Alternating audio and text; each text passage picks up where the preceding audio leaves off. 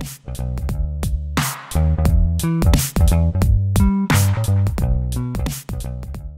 video is called Developing Emotional Intelligence, because the truth is you may be very high in what they call an IQ, but where are you at in EQ, and does it matter?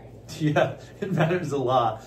You can be really smart and ruin all of that with bad emotional regulation. For instance, an IQ would be how well you can do on a test. What kind of information can you retain? How well you can memorize it? How well can you produce it again? All of that. And when you're talking about EQ, it's the same thing. How well do I control my emotions in situations where they could go haywire? Whenever I'm angry, whenever I'm sad, whenever I'm excited, can I control those in a way that doesn't destroy my life?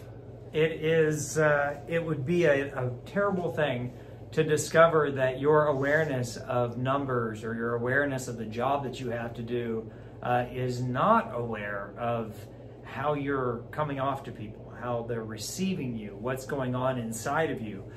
Jack, I do therapy with people who come in after working professional jobs for years and years and years, and then they started physically fainting, having physical like anxiety attacks, panic attacks, when they'd never expressed it because, well, emotional intelligence tells you what's going on inside yourself. And if you lie to yourself, it doesn't change what's happening in your brain.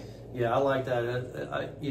Doing counseling for a while, I do see that it's typical for people to be dishonest with themselves. They're trying to protect their ego. It's understandable.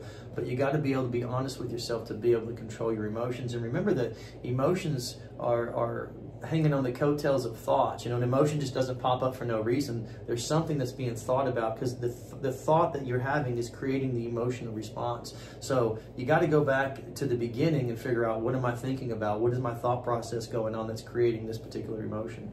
When I was at a different stage in life, whenever I would buy paint for my house, I'd go to Walmart, and there's nothing at all wrong with buying your paint from Walmart. I'd go there, I'd pick up the color swatch. It would have all 3 shades of blue that they could mix in that place.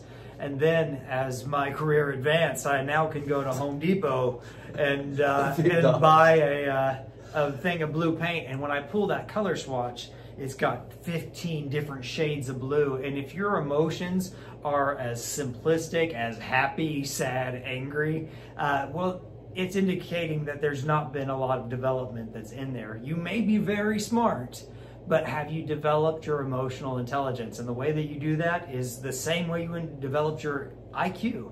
It's through work. It's through intentional effort to grow in both insight and awareness.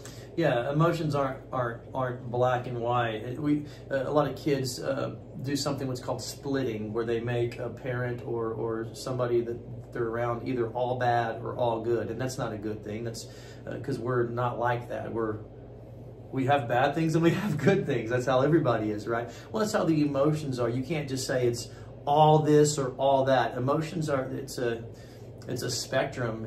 Anger, you can be really angry while you're punching holes in the wall, and you can just be angry enough to where you're just a little bit perturbed, right? So you have to learn that, like Kevin said, emotions isn't just all this or all that. You have to be able to be aware of how to navigate through those emotions, and depending on who you're talking to, who the problem is with, who you're around when you're expressing these emotions, those matter, because if you express your emotions in a negative way, you could ruin a relationship, a job opportunity, lots of things. Emotional intelligence includes insight, awareness. It includes emotional awareness, and you may have all of those things, at which we would tell you you have reached a near middle school level of emotional intelligence, which is great. You've surpassed some. But that's not where you want to end up, because this thing graduates up to a place that we call emotional regulation. You have feelings, and now you can handle them appropriately. I'm an adult. I don't ever mismanage my emotions.